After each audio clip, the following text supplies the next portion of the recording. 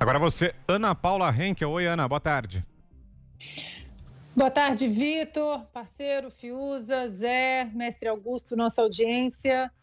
Mais uma vez eu quero fazer coro aqui com o Fiuza, Vitor, em relação a que, perdão, nós vamos repetir aqui quantas vezes, né, forem necessárias o que é preciso ser dito em relação a essa falsa premissa de que lockdowns salvam vidas. Até agora, nós estamos há um ano dentro da pandemia. Há um ano, quem implementa lockdowns continua falando em ciência, e há um ano os números dessa ciência do lockdown eles não apareceram ainda, muito pelo contrário. Cientistas, virologistas, professores de medicina, como Ari Joff, da Universidade de Alberta, no Canadá, mudaram de opinião em relação ao lockdown, eram a favor, agora são contra. A própria declaração de Great Barrington, né, e que é um pool de cientistas, médicos, infectologistas de Stanford, de Oxford, de Harvard, dizendo que não funciona o lockdown, e lá nessa declaração eles colocam aí uma série de situações do lockdown, socialmente falando, economicamente. E temos também o próprio secretário de Saúde do Estado de São Paulo, o Jean Gorenstein, que recentemente, numa entrevista, disse, abro aspas aqui para o secretário, não temos capacidade em nosso país de fazer um lockdown. As pessoas vão morrer de fome. Vamos ter um problema civil e social. Então, e o que acontece, Vitor, é que sempre que a gente tenta trazer esse debate honesto aqui, e vou de novo repetir o que o Fiuza disse, nós vamos ser repetitivos, não tem problema, a gente volta todo dia aqui e a gente continua repetindo o que é certo fazer, o debate intelectualmente honesto, onde estão os números do lockdown. É engraçado que quando é para o ônus, ou seja, quando é para restringir o poder da União, aí os prefeitos, o STF vê que os prefeitos, os governadores têm esse poder. Mas quando eles observam que não estão funcionando exatamente essas medidas de alguns prefeitos e de alguns governadores, e que o preço está sendo muito caro para a população pagar, aí eles jogam no colo de novo do governo federal e aí pedem que o governo federal instaure um lockdown nacional. A gente vai continuar trazendo o debate aqui, ao longo do programa a gente vai falar mais sobre esse assunto. Os vídeos que estão aí na internet das pessoas sendo presas, pessoas de bicicleta, pessoas na rua, está tudo passando muito do limite e é preciso a gente reagir, Vitor, é preciso a gente reagir urgente. Vamos ouvir agora Augusto Nunes. Boa noite, Augusto. Boa noite, Vitor. Boa noite, minha querida Ana Paula, minha parceira. Boa noite, compadre Zé. Boa noite, meu irmão Guilherme. Boa noite a você que nos acompanha. Olha, tudo o que diz o presidente é deturpado, né? Vamos começar por aí. Há poucos dias ele disse que para que sejam decretadas determinadas medidas, é preciso haver o estado de sítio, tal toque de recolher, por exemplo. E aí os jornais filtraram a coisa e ficou assim, que o Bolsonaro fez uma referência misteriosa ao estado de sítio. O que ele quis dizer? Nada. Ele quis dizer o que está na lei. Só pode haver toque de recolher se o presidente decretar o estado de sítio, e para isso há condições previstas na Constituição, só isso. Agora, o que ele quer dizer quando ele afirma que só Deus vai tirar ele de lá? Ué, ele está dizendo que para sair de lá ele precisa perder a próxima eleição, porque não há nenhum motivo consistente para se pedir o impeachment dele. Agora, o pessoal acha que culpá-lo pelos mortos da pandemia vai colar.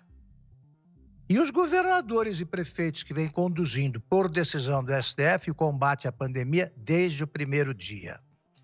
Quanto ao lockdown, vamos falar sim sobre isso todo dia, cada vez com mais autoridade. Cada vez com mais autoridade. E não adianta esses blogs alugados pelo PT tentarem impedir que a gente noticia a verdade. Nós vamos continuar. Eles é que são os negacionistas. Negam a verdade, negam até que o Lula é ladrão. Então, o lockdown acaba de surgir mais uma prova contundente de que o lockdown não funciona mesmo. Araraquara. Foi decretado há um mês o lockdown mais rigoroso do país. Ele fechou tudo até supermercado, Edinho Silva. Não por acaso, militante do PT. Eles adoram, né, bancar o tiranete, né? Eles adoram simular, adoram um simulacro de ditadura. E aqui está o seguinte: o prefeito disse, e deve ter saiu hoje, se não me engano, na Folha, depois de um mês de lockdown tinha diminuído percentualmente o número de internados por Covid, de leitos ocupados. A revista Oeste acaba de soltar uma matéria que conta a verdade, está aqui. Covid-19, depois de um mês de lockdown, aumenta o número de pacientes internados em leitos de UTI em Araraquara. Está aqui, no dia 21 de fevereiro, o prefeito Edinho Silva foi às redes sociais para informar a população que a única solução para controlar o aumento crescente de pacientes em leitos de UTI na cidade, matéria do Arthur Piva, era a instauração de mais um lockdown mais severo que todos os outros. Passado um mês, o número de pacientes que precisam de leitos de UTI para se tratar da Covid aumentou 37%. Eram 62 no dia em que a medida entrou em vigor, subiram para 85%. O que é que fez o farsante do Edinho Silva? Ele omitiu, e isso foi reproduzido na entrevista hoje dos especialistas em coronavírus do governo de São Paulo, ele diz que a taxa de ocupação, de acordo com o mais recente boletim, isso não foi contado, a taxa de ocupação de leitos de UTI está em 89%, enquanto há um mês era de 98%. Aqui está, diz o Arthur Piva, a mudança não se deve à redução da demanda, mas ao aumento da oferta. O que eles omitiram? Ele omitiu que os leitos eram 63 e agora são 95, porque o governo estadual doou essa diferença. Então, esse lockdown, como todos os outros, não deu certo. O que é que vai fazer o Edinho agora? Ele achava que ia mentir outra vez, como mentiu no preço dos respiradores. É outra mentira já desmascarada. Então é o seguinte, eles conduziram, os governantes que conduziram o combate à pandemia, falharam espetacularmente e tentam transferir a culpa para os outros. Não conseguirão. Para outro, né? Que é o presidente Bolsonaro. O presidente, aliás, ele mandou um áudio aqui para o programa em que ele comenta os estragos provocados na economia. Eu acho que o Binha tem isso pronto já. Sim, vamos ouvir. Alguns números sobre economia aqui no Brasil. Em janeiro do corrente ano, nós criamos 260 mil novos empregos com carteira assinada. O número de empregos no final de 2020 foi 140 mil maior do que o final de 2019, quando não tínhamos pandemia. Sem falar no maior projeto social do mundo, que foi, então, o auxílio emergencial para 68 milhões de pessoas. O Banco Central acaba de anunciar o índice de atividade no Brasil como sendo o dobro do esperado. A arrecadação no mês de fevereiro, agora, foi de 127,7 bilhões, um recorde da série desde 2000. 4% acima da inflação em relação a fevereiro de 2020. No tocante à vacinação, eu falei pessoalmente com a Pfizer. Arranjamos mais 100 milhões de vacina até setembro do corrente ano, mais 38 milhões da Janssen. Nós somos o 5º país que mais vacina em valores absolutos.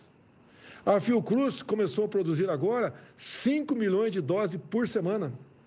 Temos contrato no corrente ano para mais 500 milhões de doses de vacina. No tocante ao PIB, nós encolhemos sim o ano passado, menos 4,1%. Esses números só não encolheu mais do que nós, China, Estados Unidos e Coreia do Sul. Ficamos na frente de Inglaterra, França, Itália, que encolheram bem mais de 4%. Ou seja, apesar dos problemas, a nossa economia vai indo muito bem. E, por último, a questão da OMS, já que alguns querem que eu decrete um lockdown nacional. Vale lembrar que o senhor David Nabarro, emissário da OMS, disse claramente que a política lockdown só serve para tornar as pessoas pobres ainda muito mais pobres.